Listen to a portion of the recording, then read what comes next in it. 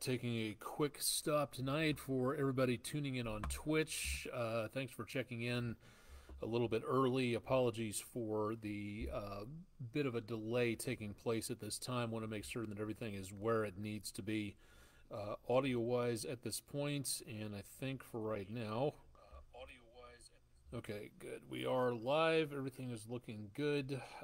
So far, so good on Facebook, so we are ready to begin for this evening. This is the Monday, November 6th edition of Weather Overtime. It is just past quarter till 10 Eastern Time, and we are good to go for tonight. So if you're just tuning in, just at the beginning of everything, looking very good. We post these repeat performances to our website, wdef.com, if you'd like to check in there or watch this whenever you want to. Also on my YouTube channel as well, so you can stay tuned for more information on there as well. Have to thank News 12 viewer Brian Baggett for a beautiful view, very patriotic view, looking back toward the area around Ringgold City Hall.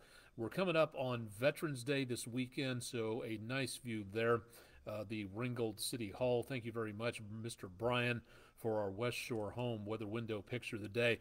Got pictures, and we could use some of them because we are running a little bit low toward the end of the year. So if you have pictures, please send them in to us at pictures@wdef.com, or again, drop them to our social media pages, make it into the comments section for more information there.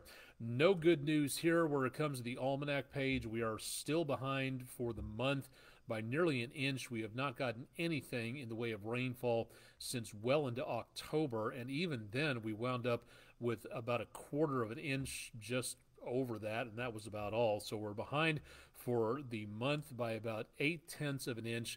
We are behind for the year now by over 7.5 inches, and by the end of the week, if we have not gotten any rainfall, we will have gotten about as close to 8 inches as we possibly could for the lack of rain out there. High temperature today well above normal, which is 66 degrees, and our record high was not set until 2015, so we came within 2 of a record high temperature briefly, but still very much on the warm side out across the area. Winds not bad, a little breezy. Any winds are going to aggravate the fire situation. We'll talk about that coming up here in just a little bit. Heading out to catch a fish, no problem at all. Plenty of sunshine, an average day for catching a fish. Winds out of the south at about 5 miles per hour. Likewise, on the golf course, you may want to take an extra water bottle. You're not going to need the jacket as we get into tomorrow. Sunny conditions, very warm, and temperatures going back into the lower 80s across much of the area again tomorrow, so decently above normal on the temperatures out there. For tonight, beautiful conditions, very quiet down toward Coolidge Park on the Speedy's Total Car Care camera, looking across the Tennessee River from the North Shore District. Downtown Chattanooga, this is where we are easily able to see the wildfire smoke, usually at the peak of the day when the sun is out heating the atmosphere. The atmosphere becomes more turbulent and spreads the normal pollution out that we get from driving our cars, our buses, our trucks out there, anything powered by fossil fuels. Then during the evening, we start to see our pollutant levels kind of settle down. So right about sunset, you look right around the horizon, you see sort of a brown strip out there. That's the pollutants that we are breathing in from all of that settling down toward the surface. Not good for people with asthma or any other lung injuries out there. Now the view, again, you can see the Lookout Mountain lights pretty well, but it's very, very hazy downtown at this time, seeing all that haze sticking around on the Bailey's Heating and Air camera. Likewise, we're getting a decent amount of haze, clear skies for the most part, but definitely kind of a smoky view from Island Cove Marina and Resorts. Back to downtown for a second on the Patriot Concrete camera, looking basically north from the News 12 studios toward downtown Chattanooga, and that haze very visible in the lights. So we're going to continue to see that through the rest of the evening out there. Going to continue to see more haze and more wildfire smoke. Number of wildfires is increasing, and that's not helping our air quality out.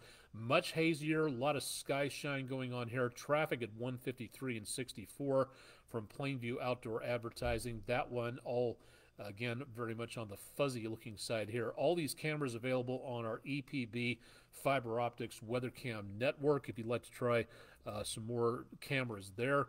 And Chattanooga Red Wolf Stadium from the Tomahawk crane and rigging camera. Also again in the street lights you can see that haze, and barely able to see the lights out on Signal Mountain off in the distance. So our haze will continue for tonight and for the foreseeable future.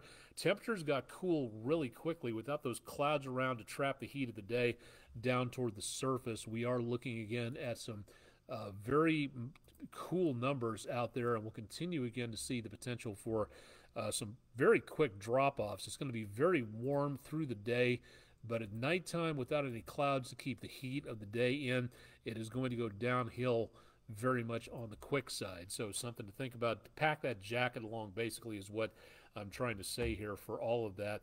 Air quality, again, looking at that smoke drifting through there, we have had a pretty high day. The forecast for today from the Air Quality Index at airnow.gov and from the Air Pollution Control Board of Chattanooga and Hamilton County was forecast to be at a high 97. That's just below 100, which is the limit for unhealthy for sensitive groups.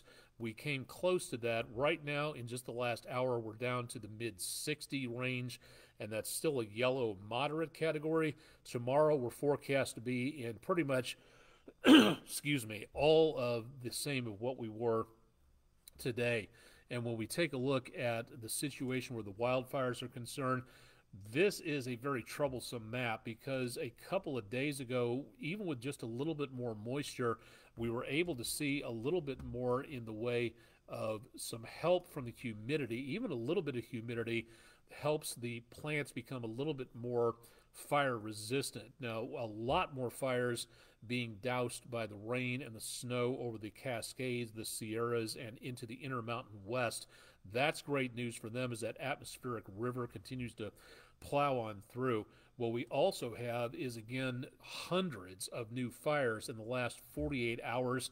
A lot of them, on Sunday alone, 53 new fires were reported across Georgia, and a lot of this would be the red ones, again, showing roughly the last 0 to 18 hours. The yellow to orange ones are showing 18 hours plus into the past, so 24 hours plus is bright yellow, and this is a very worrisome trend to be able to see a lot of this going on. Officials are recommending that you do not burn, even if you have the burn permits to do so.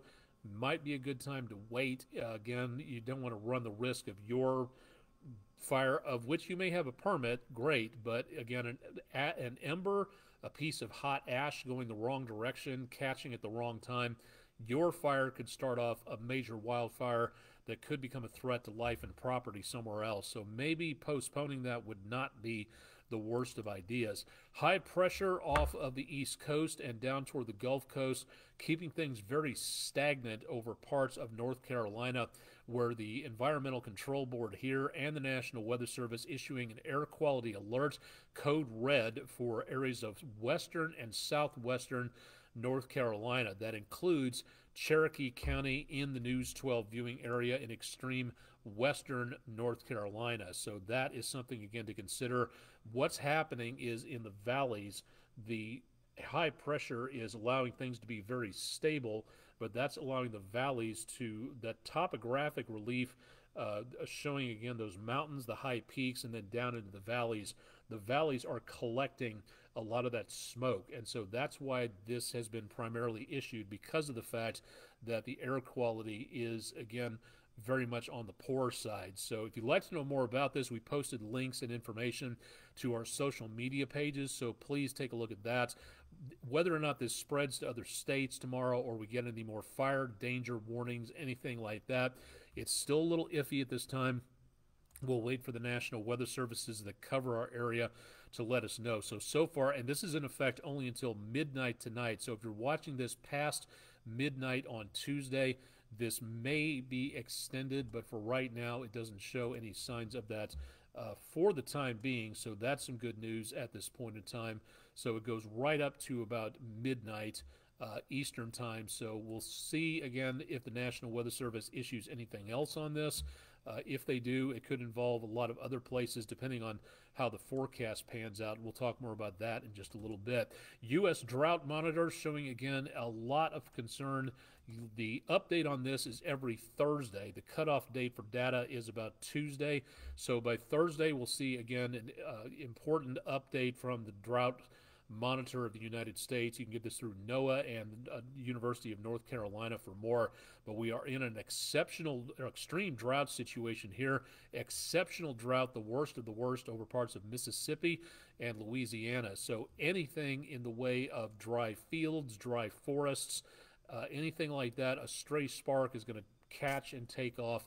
If there's any wind whatsoever, that's a very bad situation. So we'll see what updates on this coming up within the course of the next couple of days. Again, the next update will be on Thursday. We do have tons of moisture right where it is needed, heading into around northwestern parts of the United States and southwestern Canada.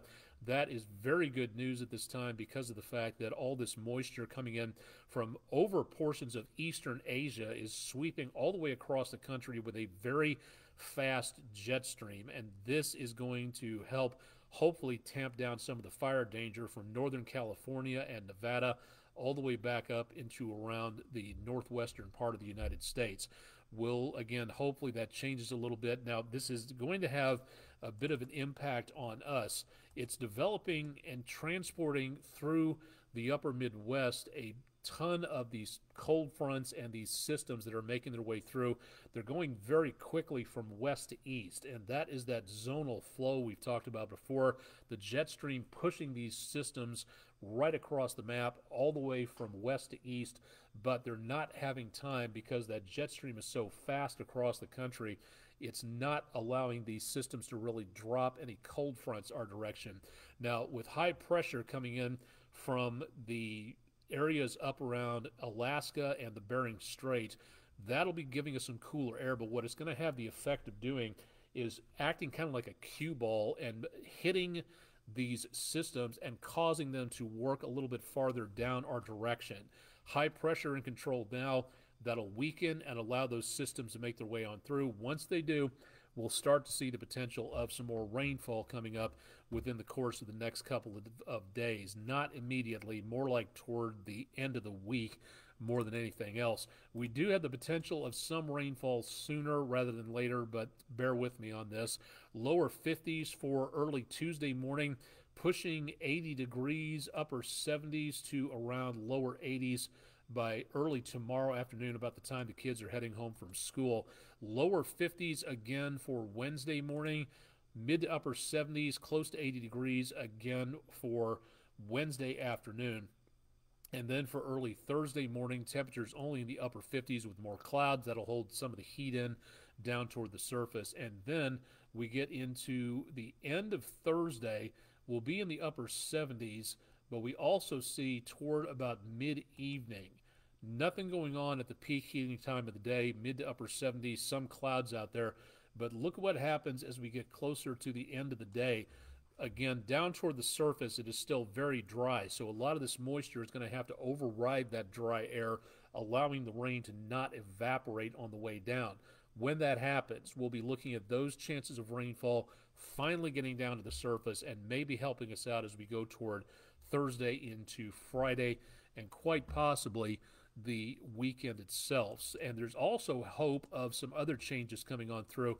Again, this first system coming through the area taps into the Gulf and the Pacific, so we'll have some moisture coming our way, but it's coming from a long distance away. If this is coming in from some of the Pacific, that's a long distance to go, and we're going to lose a lot of that coming in over the mountains of Mexico, so hopefully more gets drawn off of the Gulf. Then we see another potential of rain coming up as we go into Sunday. So outdoor activities for the weekend, Saturday into Sunday looks okay, but some more showers could interfere with Veterans Day activities. And then middle part of the month, about 2 weeks from now, give or take about 10 days, somewhere in there, another round of potential rainfall coming on through. Again, we're talking about Thursday next. That also is where we start to see more potential of rainfall Not much. Again, we're not talking about a deluge here, but at least we're getting something out of it. Now, whether or not this changes in the next several days, we'll keep our eyes on that. We'll also show the potential some very warm days for the first couple of days. Then that high pressure knocks that system out of the northwest, drops us down into some much cooler air as we go toward Veterans Day. Not an Arctic blast like what we saw in the last week at this time around Halloween, but there is going to be some cooler numbers coming on through the area, so we will be looking for that potential out there.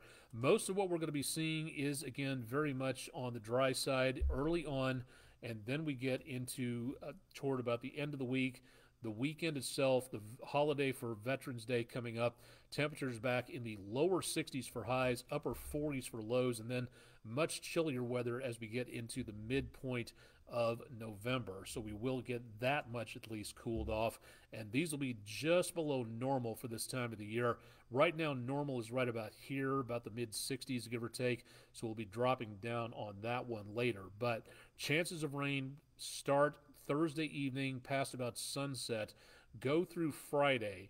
We'll continue again on Saturday, and maybe some leftover showers toward about Sunday, depending on timing of all of this. Could these systems slow down and we'll have to kind of pan them out a little bit to the future? Yes.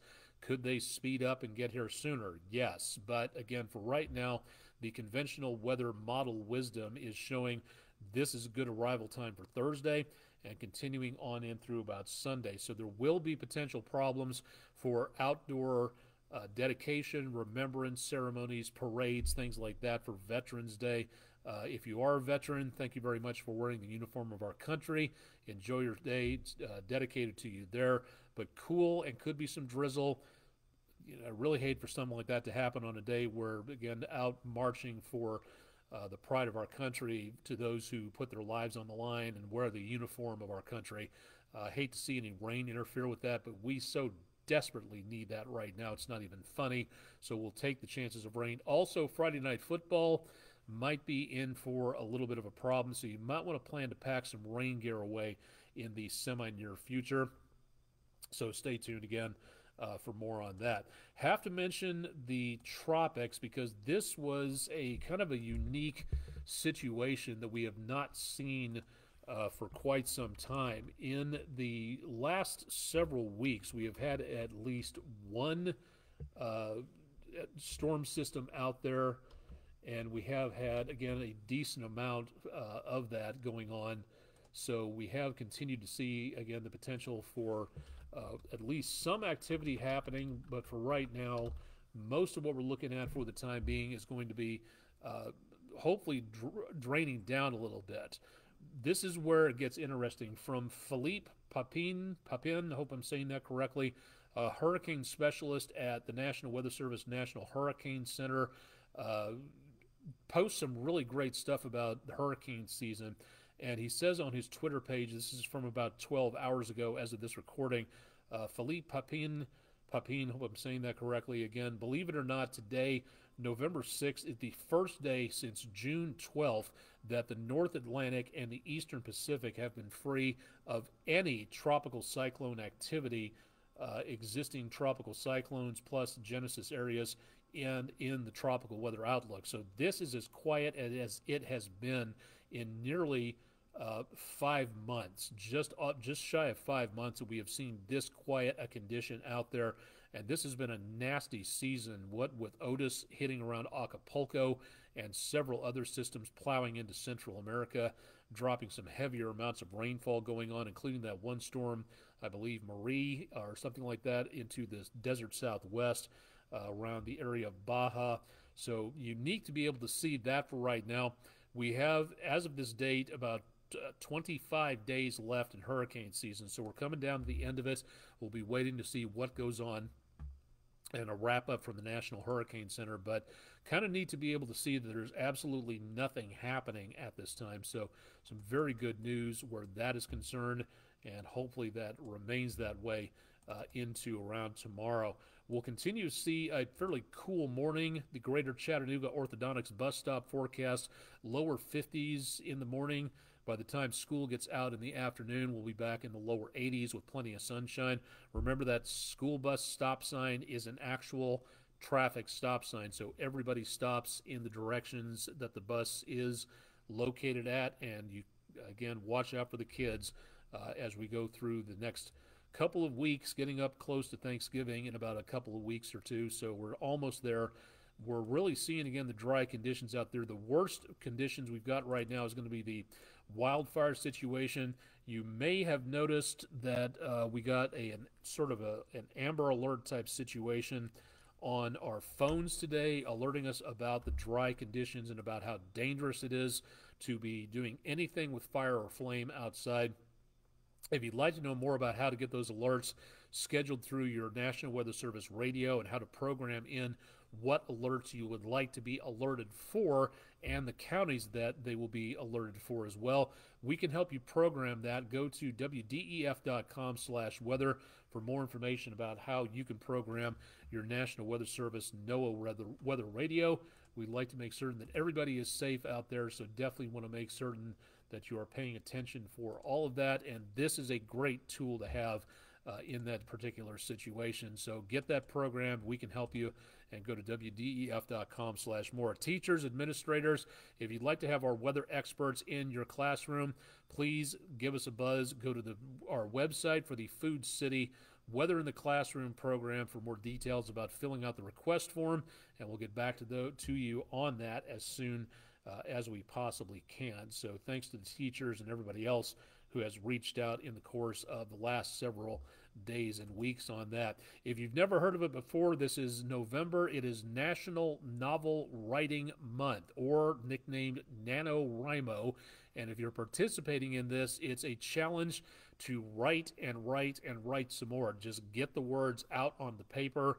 Instead of being stuck upstairs, you get them out on there, and once the month is over with, then you can start editing what could become your own novel. It's a good way to kickstart that, but you're kind of behind 6 days in, and again, you should be writing as a catchphrase. So as of right now, about a fifth of the way through the month, you should have about 10,000 words on the paper already, or on the computer screen, either way. So if you'd like to participate tomorrow and get to writing, and you have a good streak going of creativity, go for it. I've done this before. It's a really neat thing to do. You get a certificate at the end of it that shows you participated and that you did, in fact, write 50,000 words. There's a verification process to go through. Tomorrow's looking excellent, so again, good opportunity to get out and write someplace. Chattanooga Public Library has got some very nice little nooks and crannies for doing some work and whatnot. So again, it's called NaNoWriMo. Give it a try, and again, get that words out of the paper, get to writing something that might turn into a novel at some point. You never know. Harrison Bay Star Party for Barnard Astronomical Society will be coming up this Saturday, Veterans Day. That'll be from 5:30 to 10 p.m. Eastern Standard Time. We've now gone back to again, the standard time zone after the time change this weekend. And again, that's weather permitting, and right now that's a bit iffy, so keep up to date with them on their social media channels and on Facebook and at their website, and they'll issue information there about whether or not they're going to be doing the Star Party. Looking through telescopes, asking the members what a good telescope gift would be for the holidays, something to think about there. So go ahead and drop by for that. We would love to tell you about the new Star Party from the Clarence T. Jones Observatory at the University of Tennessee, Chattanooga. Unfortunately, they had a fire at their observatory facility.